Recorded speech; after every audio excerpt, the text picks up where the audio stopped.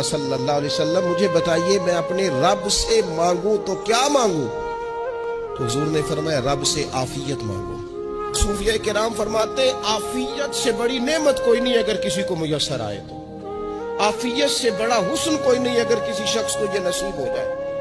اور ایک اللہ والے نے تو ایک اور بڑا خوبصورت ترجمہ یہاں کیا ہے، وہ کہتے ہیں عافیت کا مطلب ہے دل کا قرار، عافیت کا مطلب ہے باطن کا سکون، عافیت کا مطلب ہے انسان کے مزاج کا حوصلہ، ٹھنڈک، بردباری۔